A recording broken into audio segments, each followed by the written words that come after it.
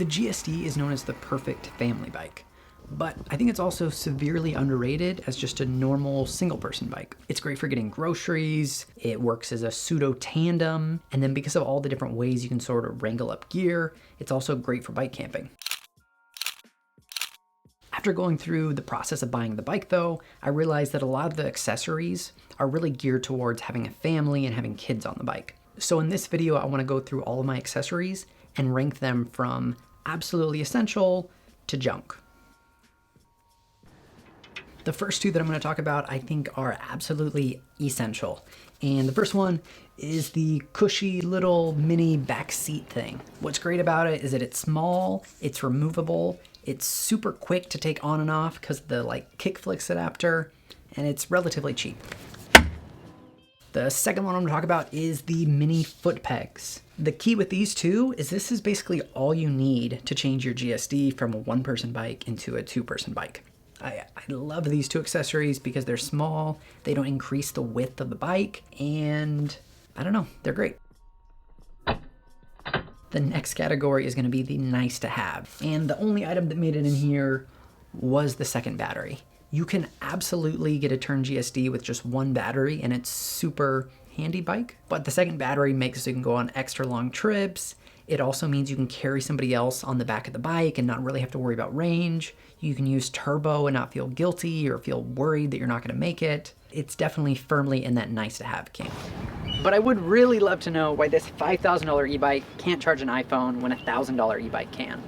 The next category we're gonna look at is the not quite worth it category. These are things that I was super excited to buy, but I just ended up not really using them that much. The first one we're gonna look at is the transporter rack. I was so excited for this because you can haul so much with it, but it's just too big. When you're going through doorways in particular, it just adds some width and length to the bike that just kind of makes it a hassle. Also, for how big it is, it's a little bit overbuilt. It keeps the theme of the whole GSD, the styling looks the same, but I think that also makes it a little bit heavier than it needs to be.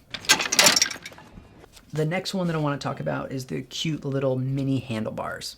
These were designed well, they work well, they're just not really necessary. If you want to ride with another adult passenger on the back, they just have a lot of ways to prevent themselves from falling. They can put their hands on your hips, they can put their hands on the back of the seat. You can also just sort of squeeze your legs together in the back seat. You just don't need this additional support and it sort of gets in the way. The next item that I want to talk about is the sort of jumbo foot rack pegs. These are again something that they feel luxurious to stand on them. They kind of make you feel comfortable on the bike, but they make the bike go from what's almost a standard size bike to just being a little bit too wide. I've had them sort of prevent me from being able to back into a bike lock before, and I just felt like they got in the way more than was needed. I've just got one item here that I'm gonna put in the junk category, but before I do, I wanna give a quick honorable mention to the back stand on the Tern GSD.